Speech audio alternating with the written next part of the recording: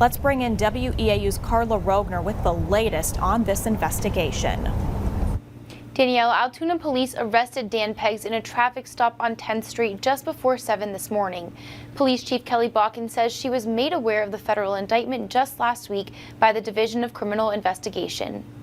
Altoona School District Superintendent Dan Peggs is in custody in Madison after being arrested on a federal warrant. Peggs was charged with sex trafficking of a minor and production of child pornography. According to the indictment, Peggs is accused of recruiting and trafficking a minor, identified only as Jane Doe 1, from October 2015 to May 2016. It also alleges he created a child pornography video involving that minor in December 2015. Altoona police arrested Peggs on his way to school Thursday morning. Just prior to 7 a.m.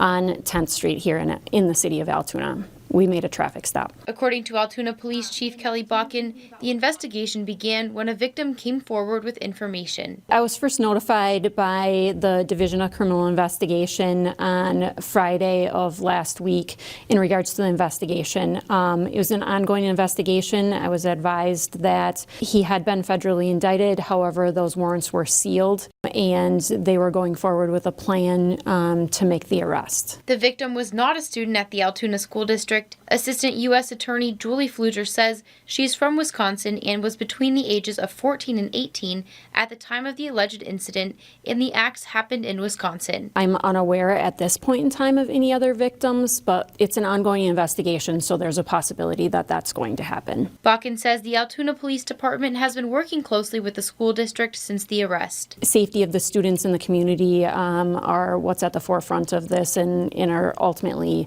what we're trying to do is protect that. If convicted, Peggs is facing up to life in prison for the sex trafficking charge and 15 to 30 years in federal prison for the child pornography charge.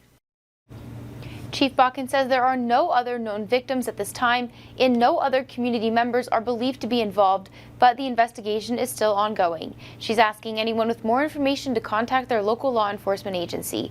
In the newsroom, Carla Rogner, WEAU 13 News. Two high-profile cases in our area, both involving men in positions of power with recent outcomes that are hard for some to understand and accept.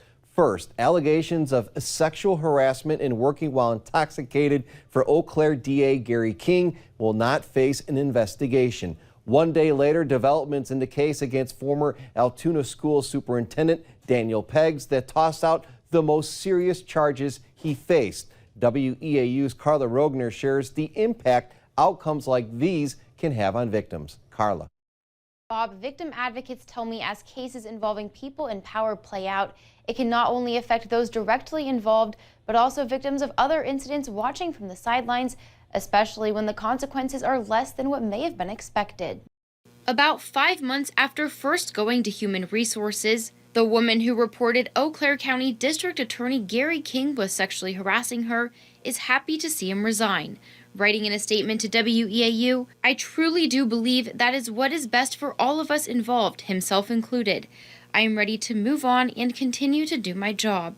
Since King resigned, the governor has decided to halt an investigation into claims King was working under the influence and sexually harassing colleagues. That decision was revealed just before a plea deal was filed in the federal case of former Altoona Superintendent Dan Peggs. In a proposed deal, Peggs will plead guilty to 1 count of possession of child porn. The other charges, including producing child porn and sex trafficking a child, will be dropped. We've talked a lot about how it is impacting survivors in the area when somebody in a position of power, somebody that is making decisions on other people's lives, has accusations like this against them, what that looks like for the community. Kenzie B., a human trafficking case manager at the Family Support Center in Chippewa Falls, says outcomes like this can be hard on victims. I mean, if they have come forward and disclosed their experience to somebody, they're hoping for a result of that. And they're hoping that result is them being heard, acknowledged, and a consequence coming out of it. What that consequence looks like in the eyes of a victim is not the same as what it looks like in a judicial or criminal system. Another of King's colleagues calls the developments disgusting and unbelievable, writing that especially since it is our jobs to protect victims, sweeping it under the rug because he's running away with his tail tucked between his legs doesn't undo the damage done to the victims and our office. Though the woman who filed the report says she understood how this process would work, she credits support from her coworkers for encouraging her to speak up, writing, "Even in the profession that I have, I still had guilt and doubt that it was something that I did to bring about this behavior.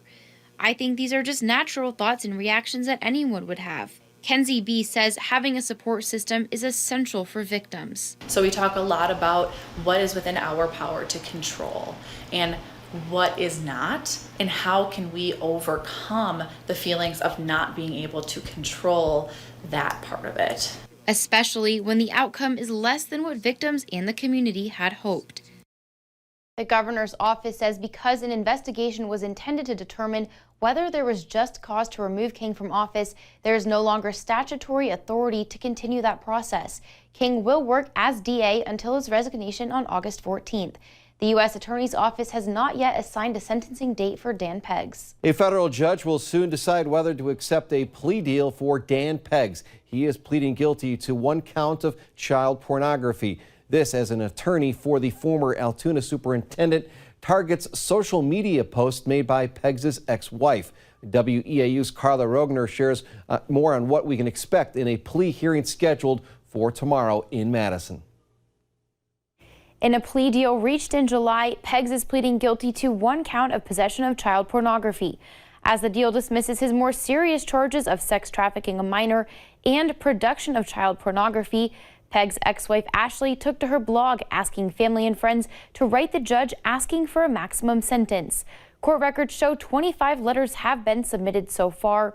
In response to this, Joe Bugney, an attorney for Dan Peggs, wrote a letter to Judge James Peterson this afternoon saying Ashley has no right to act as a victim in this case. He says she should file her grievances rather in custody court. The former superintendent is scheduled to appear before Judge Peterson in federal court in Madison for a plea hearing. If Judge Peterson chooses to accept the plea deal, Peggs faces a maximum of 10 years in prison and a fine of up to $250,000. Earlier this month, Fierce Freedom held an event preparing the community for how the legal process could unfold for Dan Peggs.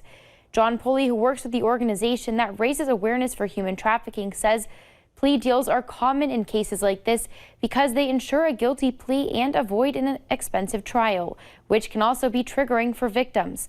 Pulley says as the plea hearing and eventual sentencing unfolds, it will be important to have conversations about what's happening and what human trafficking and abuse looks like in the community.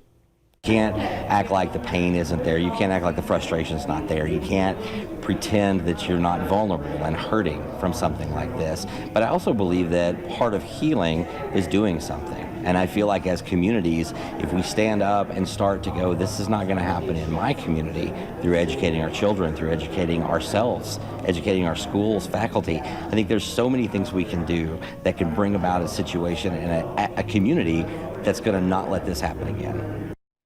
In the plea agreement, Peggs would waive the right to appeal and the right to a jury trial. He would also be under supervision for life once released from prison and have to pay restitution in the case. If the plea deal is accepted, Judge Peterson will return a sentence in about 8 to 10 weeks. A plea deal has been accepted for the former Altoona school superintendent on a count of possessing child pornography. A sentencing date is 3 months away for Dan Peggs. He appeared in U.S. District Court where a federal judge conditionally accepted a plea deal. This as his ex-wife and victim fight back on claims made by Peggs' attorney. WEAU's Carla Rogner was in the courtroom in Madison for today's developments. It was a crowded courtroom in Madison this morning as Dan Peggs pleaded guilty to having pornography of a 17-year-old victim. The plea agreement accepted by a judge today dismisses the more serious charges against him, including sex trafficking and production of child pornography.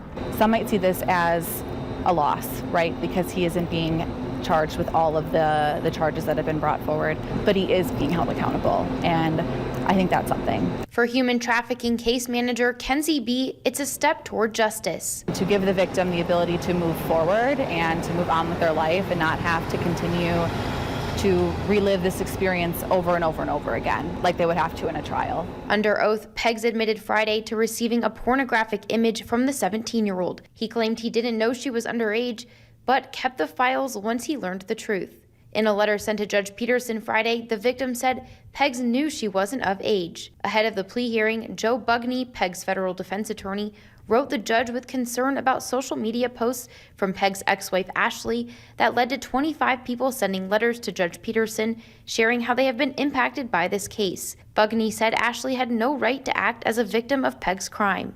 In response, Ashley wrote to the judge saying his letter left her physically sick, writing in part, "I reflect on the students and staff that invested trust in him as a prominent, safe figure in the school, and I look at my 4 girls' faces each day, and my heart breaks for the impact this has and will continue to have on them."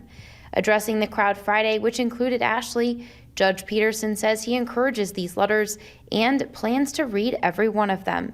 He welcomes letters. He welcomed this. So to me, the defense, all they did is trying to create some distraction. John Poley with Fierce Freedom, an organization focused on fighting human trafficking, says he is encouraged by the support the community has shown in this case, including in the courtroom.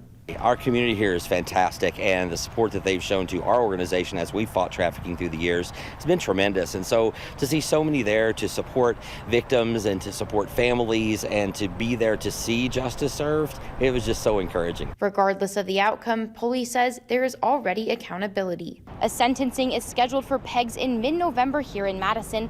With his guilty plea, he faces a maximum of 10 years in prison and a fine of up to $250,000. In Madison, Carla Rogner, WEAU 13 News. Neither representatives for the U.S. Attorney's Office or lawyers for Dan Peggs wanted to share reaction to today's plea hearing.